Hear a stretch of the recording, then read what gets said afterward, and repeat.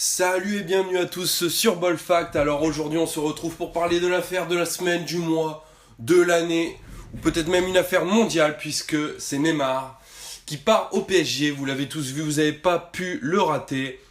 Neymar au PSG, c'est maintenant presque officiel. Bon là, il y a encore deux trois trucs mais on en parlait depuis deux semaines.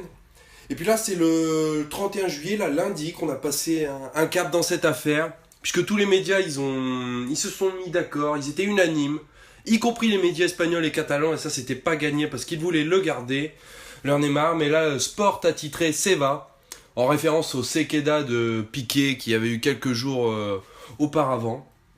Et donc maintenant c'est quasi officiel, Neymar s'en va pour le PSG. Hier le mercredi 2 août, Neymar s'est rendu à l'entraînement du Barça. Il n'y est resté qu'à peine une petite demi-heure. Il a dit au revoir à tous ses anciens coéquipiers. Il est reparti vite. Il a eu l'accord de Valverde et de la direction du Barça pour ne pas s'entraîner et aller s'occuper, je cite, de ses affaires et de son transfert. Il a eu le droit à un message d'adieu de Messi sur Instagram. Aujourd'hui même, le jeudi 3 août, il a eu un adieu de Suarez, donc des bons souvenirs, il se remémore les bons souvenirs.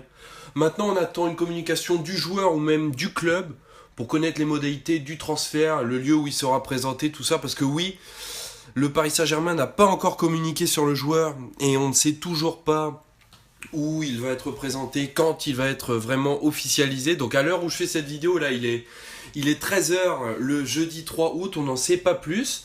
On a eu quelques news, la clause des 222 millions d'euros, ça en fait de l'argent, a été payée hier dans sa totalité. Donc le chèque est arrivé, mais la Ligue espagnole a refusé le paiement.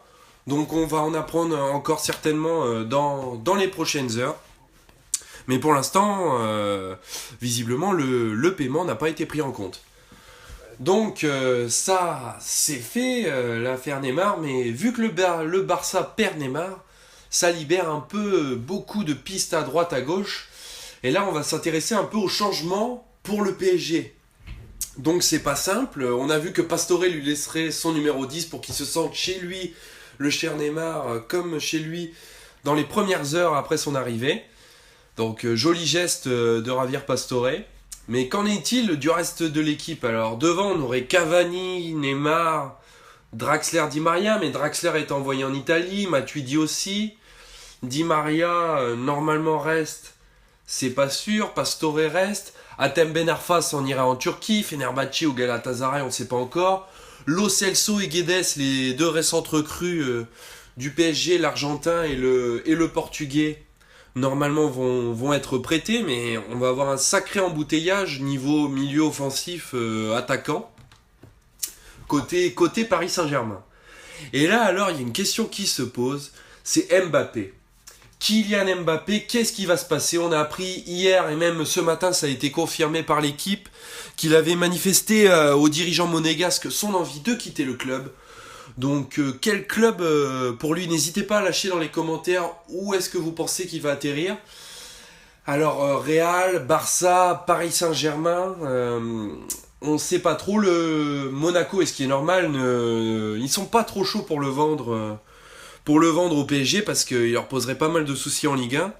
Mais là, j'ai eu de quelques sources des informations comme quoi le Real mettrait les 200 millions pour s'attacher les services de la jeune pépite monégasque.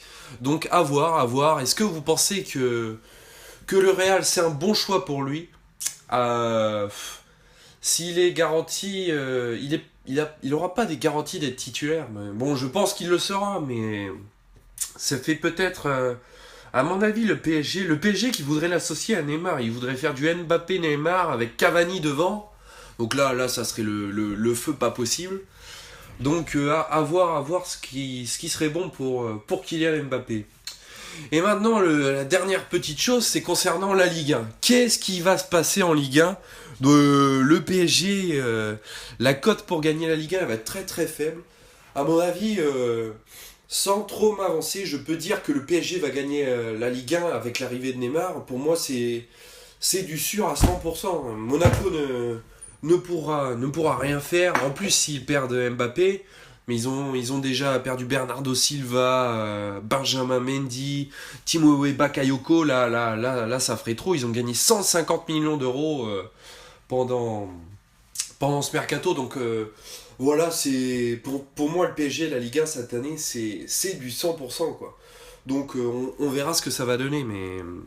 Mais voilà, je vais pas faire plus long. C'était pour dire deux trois mots sur la grosse actu du mois et de ce début de championnat, c'est Neymar au PSG. Donc voilà, je vous remercie d'avoir écouté et de regarder cette petite vidéo et je vous dis à la prochaine sur Ball Fact. Salut à tous.